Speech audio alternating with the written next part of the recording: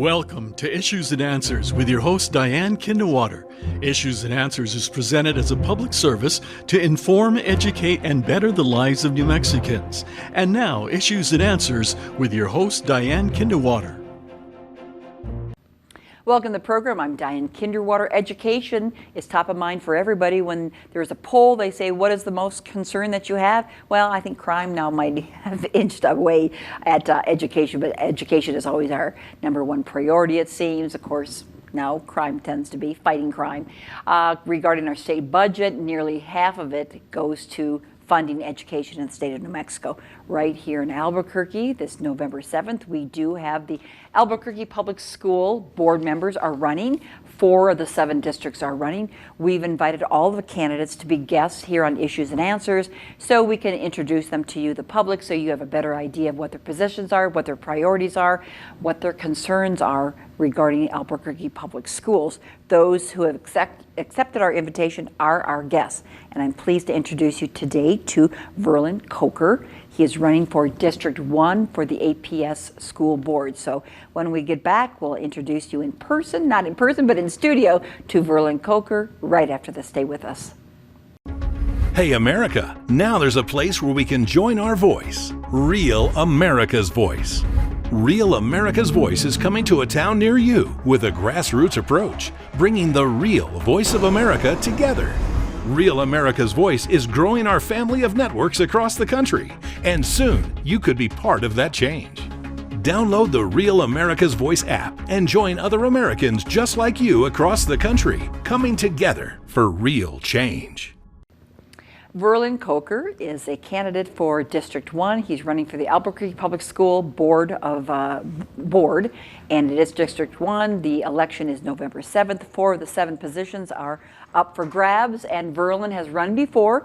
He is currently a substitute teacher in the Albuquerque Public Schools, and he's been an activist for years. Welcome to this program, Verland, and thank you for wanting to make a difference in our Albuquerque Public Schools. Yeah, thanks to you for inviting me on. Tell me, where is District 1 so we can get an idea? District 1 is largely the South Valley. However, recently during the redistricting, they did sort of absorb part of the University Heights. This was a gerrymandering effort, but I'm here now, so. Great. You're running again for that district. For the school board, you've run in the past, and you are currently a substitute teacher in the Albuquerque Public Schools. Why are you running? Why do you want to serve on the board, Verland? That's always a difficult question for me to answer, simply because it feels so obvious to me. Because our school system is, at least in my opinion, the foremost priority of any society, right? And so it is kind of our responsibility to make sure that it's the best that it can be. And in the years that I've been at school board meetings, the years that I've been, around the school system, helping families, I've seen a lot of systemic problems that need policy change, that need addressing, that just isn't being addressed, or they just don't really care about, or we make excuses for, And so in my mind, this position is just my greatest opportunity to make that change. I've read online about you, and you've been considered an activist. You are a citizen of the Muskogee Nation, and you grew up in Albuquerque. You've been a community advocate working for families and students in APS for over 3 years, and you've been independently researching education for almost 10 years now. So a great interest in education, because? Well, it's kind of my sharpest edge. Just on a personal note, I really love teaching, and doing the substitute teaching has been very, almost therapeutic. I love working with the kids. And it's kind of been where I've noticed, if I'm going to be at my happiest, right, it's gonna end up being through education. I used to want to be an architect, but then I went to the UNM program, and their program was behind even my high school architecture program. And it would have taken me another 3 years to get to where I was from high school, and that's a lot of money, And so I was thinking, okay, well, maybe I could just do teaching architecture.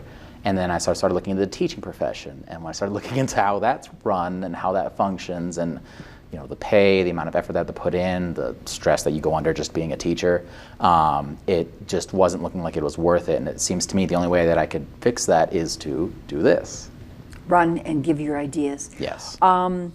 So through all this research you've done and through your work as an advocate, what do you find is we're going to find out what you find is positive about APS, but what do you find needs fixing and improvement, and why? Well, it's well, I don't really like to sugarcoat things, and Okay. to be completely honest, we have been in last place for like decades at this point, you know.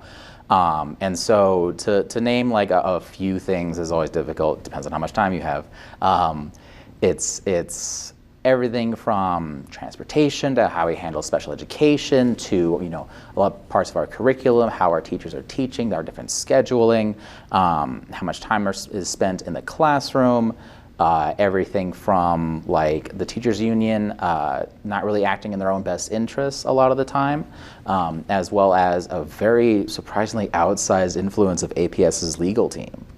So there's a lot that does need to be dealt with. And Now, regarding scheduling, which I recall as a student scheduling and the hours you're in a class and all that, I mean, I'm not sure, but I think nationwide it's probably pretty similar. I mean, how does that adversely affect our education? Yeah, just the scheduling? so even just the scheduling. So the future of education is project-based. It's 21st century, right? We're looking at high technology classrooms that are focused on creating projects that simulate the workplace, right? Simulate projects and creative endeavors that you would do post-secondary education.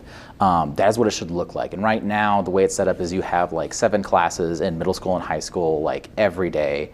You just do not have enough time in the day to do all these sorts of projects, and then make it to where students have to juggle 7 projects at once when we need a much more intelligent and forward-thinking scheduling. And this is one thing that, especially recently, if you've heard, since we've changed the start times and end times, has caused a lot of problems for a lot of parents, largely because on paper it is a good thing, like statistically, scientifically, it is better for older students to attend later. However, that is supposed to be in tandem with a shortening of a school day. And of course, there's always, you know, issues with instructional hours and these sorts of things, but I make the argument that instructional hours aren't actually needed. We need more effective teaching practices, right? We need more effective curriculum. These things can help ease the burden on teachers and shorten the school day. And as well, we're supposed to have robust after-school programs, which we do at some schools, but it's not necessarily guaranteed. These items that you've brought up, are they research-based? Yeah, I mean, of the course. success of the programs, are they founded in other parts of the country? Yeah, well, not necessarily other parts of the country, simply because nationwide, America's behind. Like, we've been behind most developed nations, you know, for a very long time. You know, you'll look at like the Netherlands, a lot of the different European countries, they have a lot more laissez-faire kind of schooling, but they perform a lot better. There are certain places that have like about half your high school time is like set up to do work studies. You know, there's many different ideas out there, and all of them require transitioning out of what we're currently doing into a more, you know, free version to let teachers do what they need to do. Well, let teachers do what they need to do. Of course, now we do a lot of testing and letting them do, I mean, the testing is to find out that they're doing what they're supposed to be doing, not what they need to do, but what they're supposed to do. Sort of. So with testing, the way that we currently do testing is really content-based. And that isn't quite the way that things should be run, because it's less important, especially nowadays, that you know the content, more so you know what to do with it, right? So it's less about memorizing things, because you can get most of the answers from Google, the ChatGPT, you know, that's the big hot topic nowadays. But it's more about the skill set that you build. And when you're in a workplace, more often than not, you're going to have your own internal company like database. You need to know how to filter through it, get the information you need, enact it in the workplace. And a lot of that just isn't taught, and it also isn't assessed for, especially in like state mandated and federal mandated testing. What would you like to, again, you're running for APS School Board, District 1, Verland Coker. What would you like to see schools look like, schedules look like, teachers look like? Yeah, well, I've spent a lot of time thinking about this, and it's kind of like a radical shift in the way schools work. The most successful that I've seen is where schools are open and available to students, right? It's less important that they're sitting down in a very specific spot for a specific amount of time doing a specific subject, more an open environment for them to work creatively on whatever it is they're working on. And it's been very successful. There's this idea that like students and kids kind of want to goof around, but as human beings, we're built to get bored. And so we need these projects, like just to be creatively fulfilled. And so having a school system that facilitates that, it looks more like a university campus, right? You have people walking around different times of the day. You have them visiting the libraries, going to this sort of like maker spaces, stuff like that. Of course, younger kids couldn't have that responsibility. Their brains Oh, aren't. of course not. Okay. You know, the younger kids, the from about like K through 5, generally Need the structure. Probably need the structure. Yeah, they definitely do need the structure. Just because they're young, they're still exploring their social boundaries. You know, a lot of the K through 5 is social and emotional learning, how to act within a classroom, how to interact with your peers kindly. Now, these are big, bold ideas. More freedom. Let the teachers do what they want. How to teach. Let the students kind of learn how they want. Have more responsibility. You're saying this plan has worked in other places.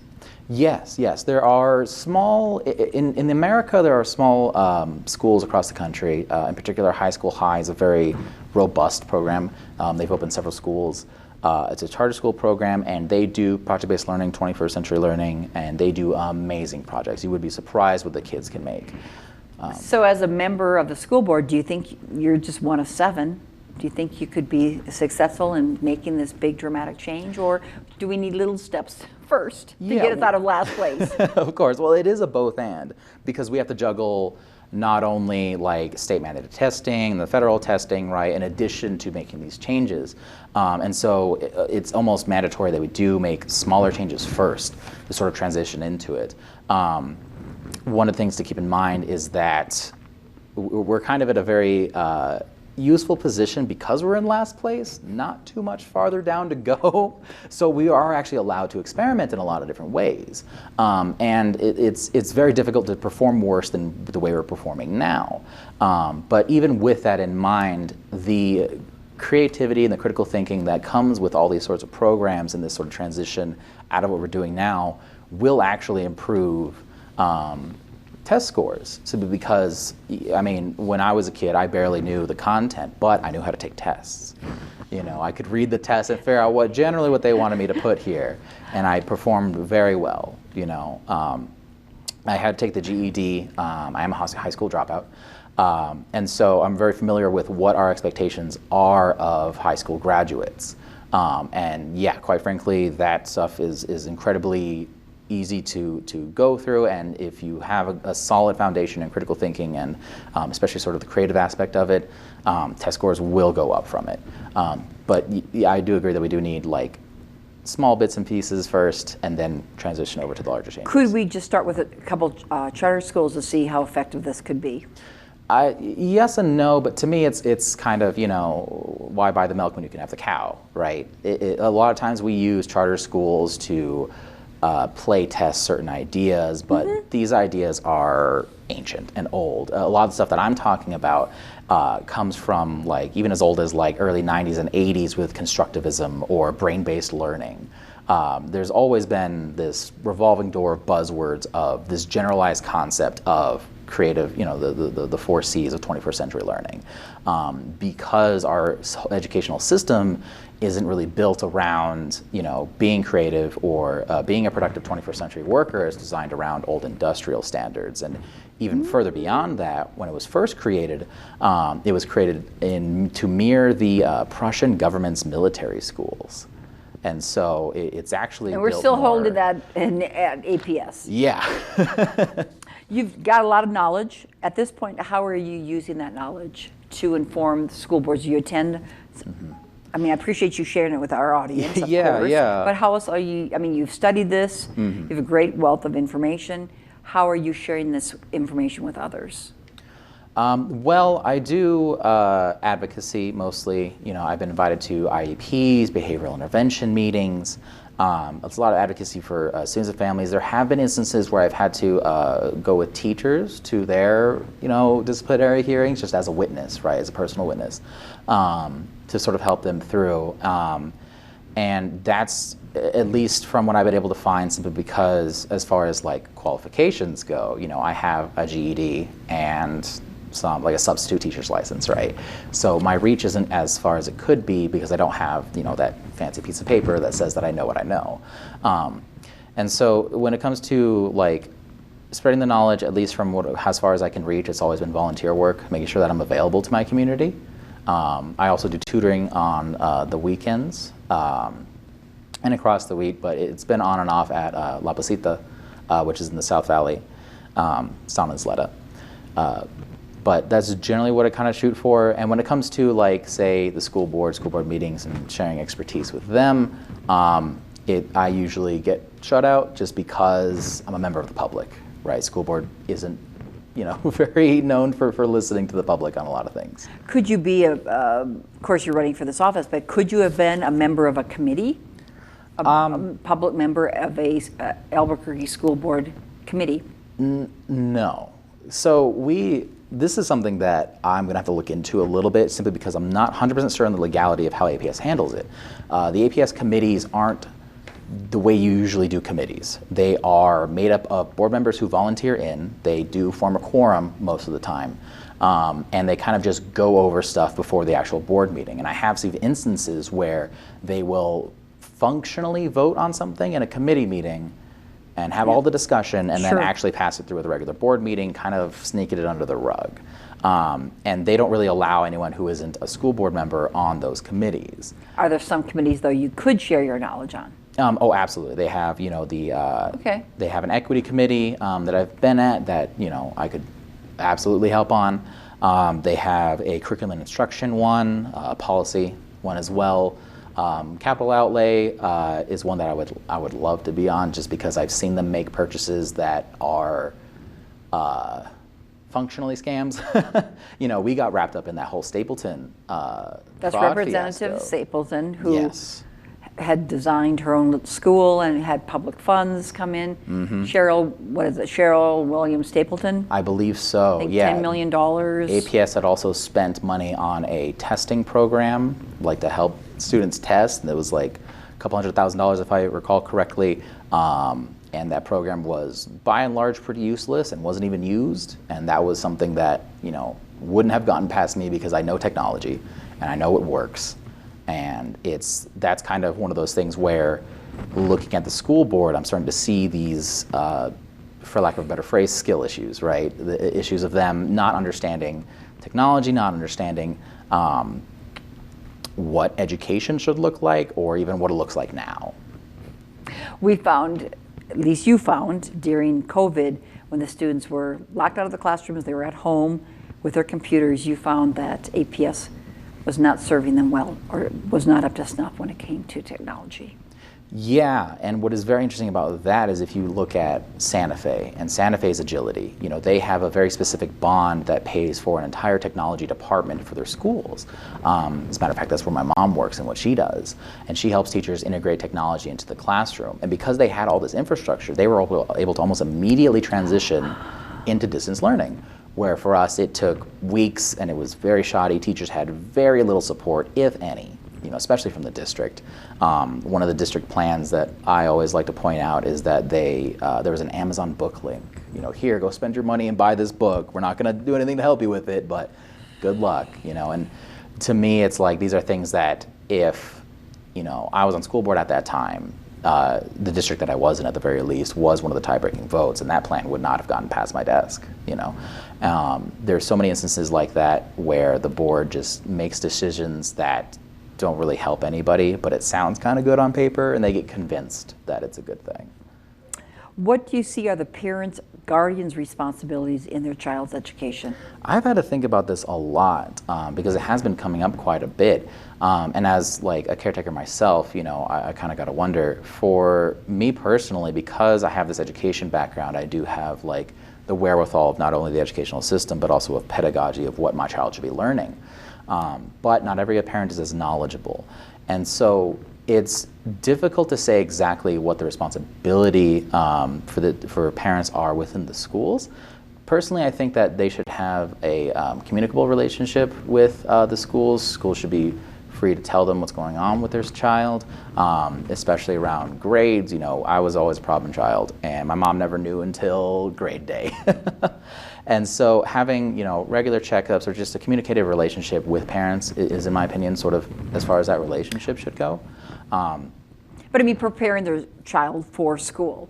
What's their responsibility to prepare? Or now the school feeds them breakfast, lunch, dinner, sends home backpacks with weekend meals. That's the schools, that's the public paying for that responsibility. What do you see as a parent's responsibility for their child to prepare them for school? Well, to be frank, just get them there. That's always the biggest trouble, is we have a lot of truancy. And it's one of those things where a lot of what you could label as parental responsibility, aside from like just the basic, be nice to your kids, be a good parent, right, to the best of your ability. But there are things that APS can help mitigate. We have a lot of problems with our transportation, and that's a whole like 20-minute conversation on its own. But if we were to say fix our transportation system for APS, we can mitigate a lot of the truancy problems, right? If we had robust after-school programs, at-home problems become less effective on student performance because, well, they're not at home. They're in the after-school program, right? They have some place to go, some place to be. And that's one of the biggest things. And you're talking about how, crime is a big issue. Our students definitely do face that a lot, especially, like, say, students in more poverty-stricken areas in the South Valley, as well as the International District. If they live close to a school, I think it's within 2 miles, they can't get picked up by a bus. And so they have to walk, right? And walking in some of these neighborhoods is very dangerous for our kids.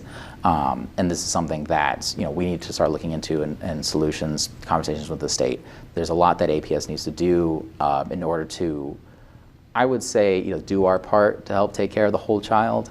And in my opinion, at least for a position at APS, that should be the priority over trying to figure out what parental rights could do. Because as soon as we get to the point where we can say we're doing all that we can do, like honestly and earnestly, then we can have that sort of conversation of like, okay, what is actually required of the parents, right? What can we not mitigate, What do you see as the role of the teachers union?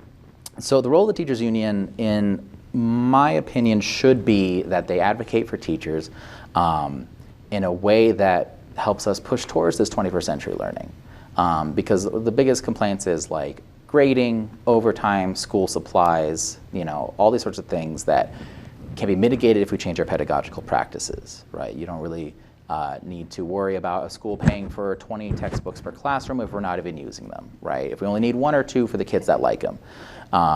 There's a lot that can change that I believe that the teachers union should be advocating for, but as it stands, that's not really what's happening. Right now, the teachers union is, at least as far as I understand it, the leadership of the teachers union has a bit of an overreach problem. I've heard everything from like they're texting school board members what to vote for to, behind closed doors deals on who to endorse, right? It's one of those things where I'm thankful that we do have a union, but I really wish they would just act a bit better in their own interests and as a union itself. Funding, is more funding the answer to improve our educational product? Yes and no. Yes, in the sense that like we need money to go where it should be going, into effective technology use, especially training, teacher pay, absolutely.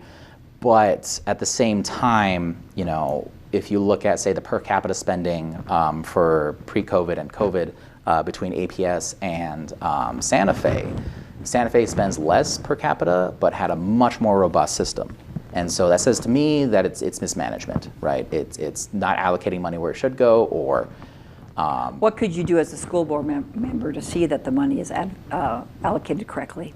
A lot of that is keeping capital outlay in check, right? Really making sure that they're dotting their I's, crossing their T's, and making sure that the money, one, is going to things that, going to bids that will actually help, and going to bids that are useful. We pay for a Peach Jar, which is like a flyer-like program, which any kid with a penchant for coding could do in a week. Like, it's very easy to do. Well, what will it take to see improvements in our children's education, in your opinion, Verland Coker? So it's going to take, it's going to take everybody. That's kind of the thing, is that it's not just like changing up the schedules might improve, performance. It might improve, quality of life for our students. Changing up the transportation might ensure that they're there. But the real core of what needs to change is our actual pedagogical practices, is how we teach what we're teaching. So maybe their colleges need to change. Yes. College of Education. Yeah, College of Ed is, oh goodness, this is like university politics, right? A lot of times in a lot of colleges, they use the College of Ed kind of as a piggy bank, because you don't really need a lot of investment. You don't need the big labs, you don't need the big equipment, right, for a teaching degree. And so, but they get all the grants for it, right? They'll pull that in. I mean, you see that at UNM, and UNM especially has been struggling with enrollment. Part of that is because the job isn't really appealing, right? And that's. Do you have a degree from UNM? Do you have a degree? No, I've spent most of my life there. My mom was an adjunct professor there for years in the College of Ed. Do you have a college degree? No, I do You're not. able to be a substitute teacher? Oh, yes. If you would like to spare me a moment to talk about that, that would be great. We have just a minute left. What have I not touched upon that you'd like to share with the viewers? Verland Coker is running District 1. As far as District 1 goes, this election is a very thorny one. And the main thing that I want people to know, at least, about me, about my campaign and sort of what we're doing, is that I'm going to be the one who's going to be trying to lead us into something better. And a lot of times, a lot of candidates, school board members, APS just won't be honest with you about where we are. And I really want to make sure that we understand where we are so we understand where we're going. Very good. How can people get more information about you, Verland Coker? Yes, right now, easiest place is Facebook, facebook.com/APS Verland Coker. Volunteer sign up, donation link, that whole jazz. You said it kind of fast. One more time? Sure. Facebook.com/APS Verland Coker. Okay. That is the easiest place to find me. As well, there will be questionnaires throughout the campaign to find out more about my thoughts on these things in more in depth. And I am always open for questions, meetings, whatever it is anyone would like. And how can they contact you? Through Facebook or email at citizensforverlandcoker@gmail.com. As well, you can find any other contact information through APS's website. Yes, that's where I found it as well, through APS's website. Verland Coker, thank you for all you're doing, for your concern for our educational product here in Albuquerque, and that you want to make a difference. And different ideas, you've got them. My guest today, Verland Coker. He's running for APS District 1. The election is November 7th, and of course there's early voting, absentee voting, and in-place voting early. Thanks for watching the show. Issues and Answers invited all the candidates for APS to be members. Those who have accepted our invitation are our guests. Have a great week with your family. We'll see you next time. Bye-bye.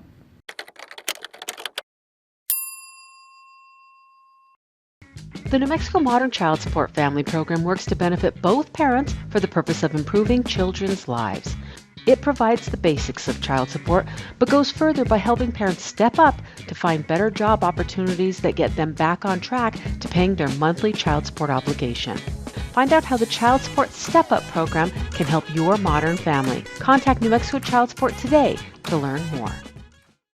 Issues and Answers with your host Diane Kinnewater is presented as a public service to inform, educate, and better the lives of New Mexicans. To comment on today's program or to purchase a copy of any Issues and Answers program, visit sunbroadcasting.org or call us at 505-345-1991.